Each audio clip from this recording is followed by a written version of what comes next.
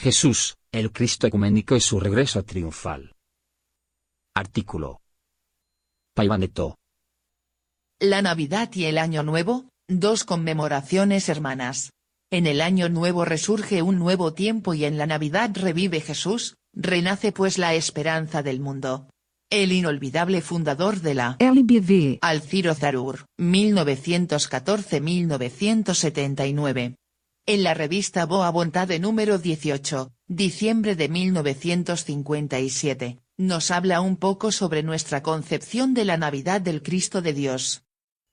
Desde la creación de la campaña de la buena voluntad, el 4 de marzo de 1949, nuestra introducción musical es la canción de la Navidad de Jesús. Muchos extrañaron que la melodía navideña precediese nuestro mensaje radiofónico todos los días del año. Hoy, sin embargo, ya entienden esto.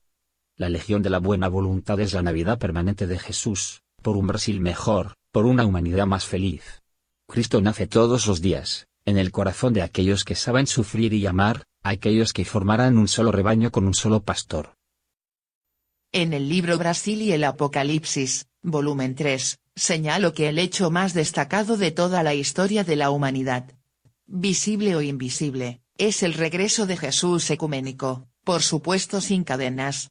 Basta ver que él mismo, además de anunciar varias veces, en el Evangelio y en el Apocalipsis, su regreso triunfante a este mundo, dedica un sermón entero al fin de las épocas, San Mateo.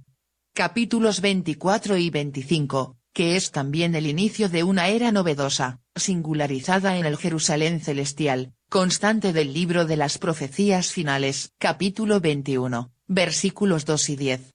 ¿Cuál es la culminación de su discurso? Justamente la parusia, es decir, su regreso glorioso.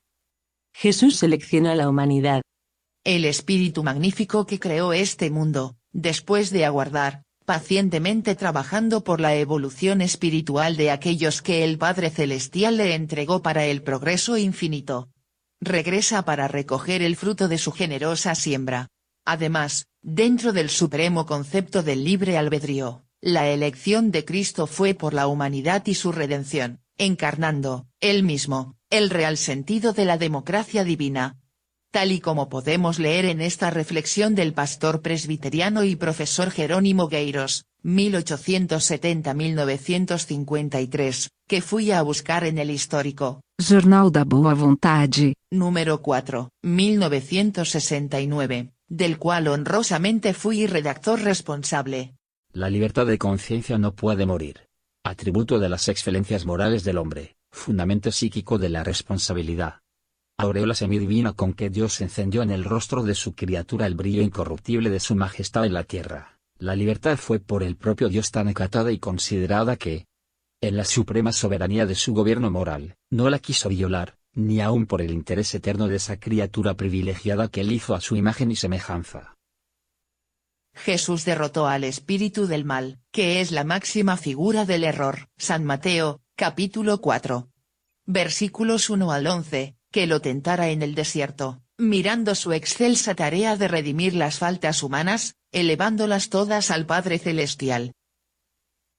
El presentimiento de todos. La cuestión es que todos presagian algo profundamente significativo para sus existencias, en esta o en la vida eterna, en esta o en otra dimensión. Las culturas humanas, de las más diferentes formas, desde hace mucho presienten un acontecimiento superior que marcará la historia de este planeta. Para muchos, se trata del glorioso regreso del divino jefe de la humanidad. Como ya vimos, los cristianos esperan a Cristo, los hermanos judíos, a su vez, continúan anunciando, en breve, la tan esperada venida del Mesías, los budistas, el señor Maitreya, el Islam, el Mahdi, y así en adelante. Es algo altamente místico y arraigado en el alma humana. En todos los corazones, de una forma o de otra, sintonizados en los mensajes de los cielos, se oyen los acordes de la indecible y profética melodía que alegrará sus oídos e iluminará sus existencias. Es el premio a la fidelidad a aquel que es el camino, la verdad y la vida. y que aparece en diferentes culturas con distintos nombres. Los papas anuncian el regreso de Jesús. Tamaña es la gravedad de la hora que atraviesa el mundo, que muchas voces se levantan para proclamar que Jesús viene, iluminadas por el poder de Dios. De esta forma nadie, sea cual fuera su creencia, podrá argumentar que no lo sabía. Se escuchan aquí, aunque resumidamente, la palabra de papas de la envergadura de Juan 23, 1881-1963. El regreso de Cristo está próximo. Pablo VI, 1897-1978. El regreso de Cristo es inminente. Audiencia general, del 13 de mayo de 1970. Y en el misal romano, existe este anuncio inolvidable. Esperamos el regreso glorioso de Jesucristo nuestro Salvador. Juan Pablo II, y el advenimiento. En la homilía del Papa Juan Pablo II, 1920-2005, del 6 de diciembre de 1981, también podemos leer: El discurso de Pedro sobre el advenimiento se orienta sobre todo a los últimos tiempos, para el día del Señor. aquellos que experimentaron la primera venida, con razón, viven en la expectativa de la segunda, conforme la promesa del Señor. En la lección de Pedro parece característica la Entre comillas, dialéctica. de la eternidad y del tiempo, antes, mejor del Tiempo de Dios. y del, Tiempo del hombre. como es sabido, en las comunidades cristianas de los primeros siglos, fue intensa la expectativa de la parusia, o sea, de la segunda venida, del segundo advenimiento de Cristo. Algunos empezaban a dudar de la veracidad de esta promesa. El fragmento de la segunda epístola de San Pedro responde a estas dificultades. Pero existe una cosa, queridísimos, que no debéis ignorar: un día ante el Señor es como 1000 años, y 1000 años como un solo día. Segunda epístola, Pedro capítulo 3, versículo 8. ¿Quiere decir esto? Vosotros, hombres, tenéis vuestra concepción del tiempo, sus unidades de medida, el calendario y el reloj. Tenéis vuestros criterios, según los cuales creéis que el tiempo se prolonga demasiado o corre con excesiva velocidad. Vivís en el tiempo, vividlo a vuestro modo, y así debe ser, pero no transfiráis esta concepción a Dios, pues para Él vuestros 1000 años son como un solo día, y un día es como vuestros 1000 años. Por eso, no juzguéis con vuestras categorías y no digáis que Dios se apresuró o se tarda. Mensaje del pastor Jonas Recende. Y, en su obra Salmos para el Espíritu, el noble pastor, profesor, filósofo y escritor Jonas Resende nos habla sobre el impacto transformador del mensaje traducido por Cristo al presentarnos a un Dios misericordioso, la divinidad en nosotros, presente en este mundo y en nuestra vida. Unión capaz de alterar para siempre el quehacer diario de los pueblos, con indelebles lecciones de humanidad y compasión. No basta la noción de progreso económico y tecnológico, ni las conquistas de la ingeniería genética, o la, entre comillas, aldea global. El hombre postmoderno necesita de una ética que respete la vida y las diversidades, que, por encima de todo, considere el desnivel económico entre las naciones. Pero, la fe pide también un mundo en el cual, en el decir del apóstol San Pablo, Dios es todo en todos. Una base teísta. No el Dios explicativo de los fenómenos cósmicos, sino el Dios bíblico.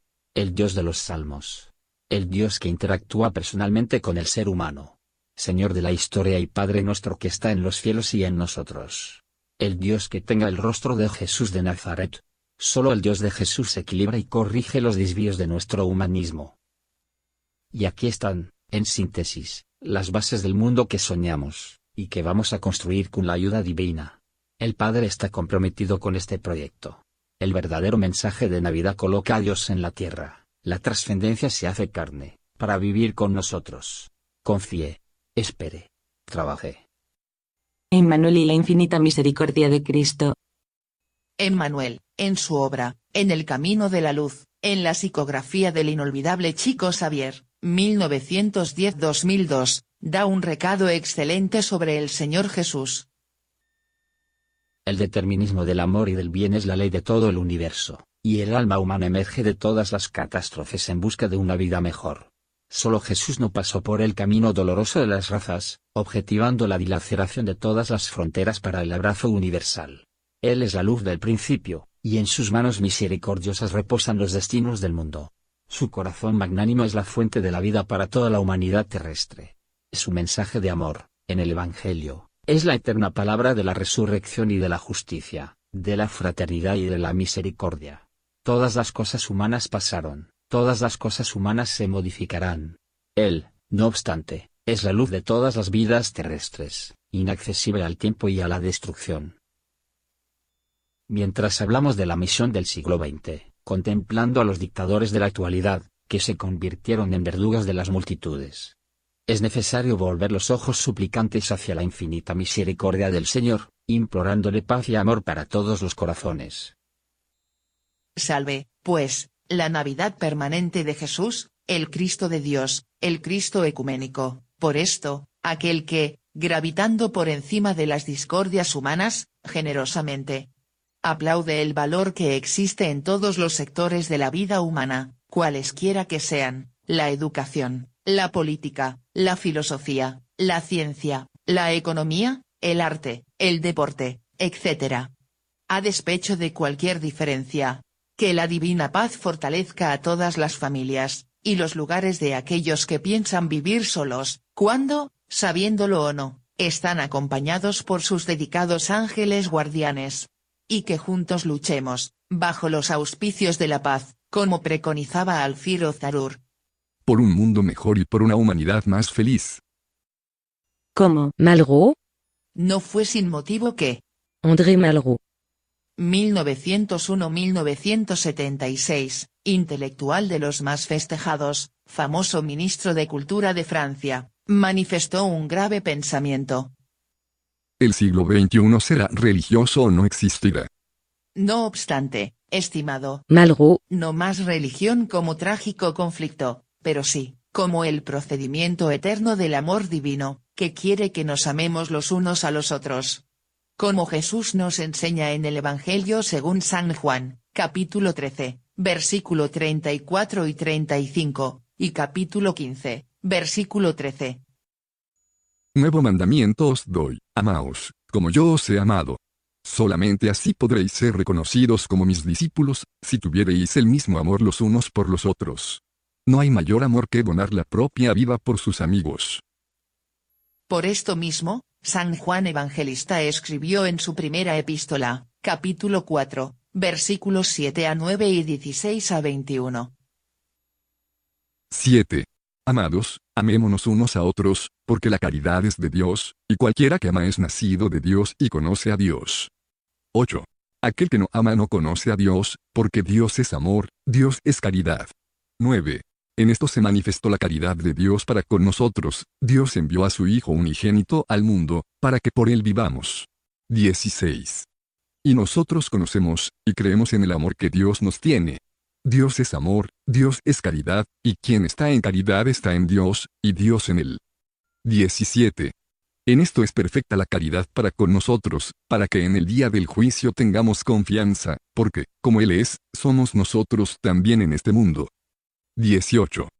En la caridad no hay temor, sino que la perfecta caridad lanza fuera el miedo, porque el miedo tiene consigo el castigo, y el que teme no es perfecto en la caridad.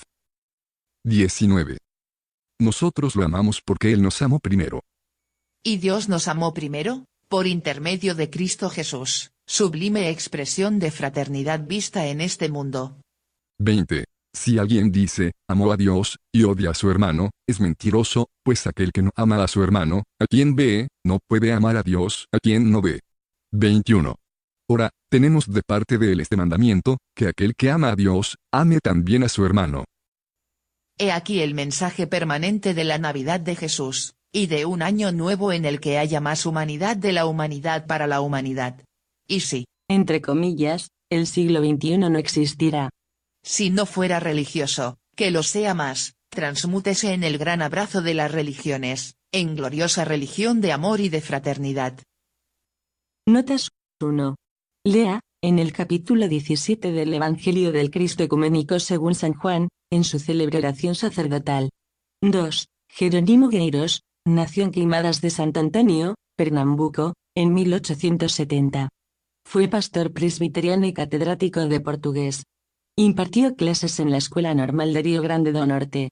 En su apostolado, ejerció el cargo de director del Seminario Presbiteriano del Sur, Campinas, profesor y presidente del Seminario Evangélico del Norte, Recife. Escritor talentoso, presidió la Academia Pernambucana de Letras. Falleció en Recife, Pernambuco, en 1953. 3. Salmos para el Espíritu, publicado por la editora Mauad, Río de Janeiro, 2002. José de Paiva Neto, director presidente de la Legión de la Buena Voluntad. LBV. Es escritor, periodista, conductor de radio, compositor y poeta brasileño.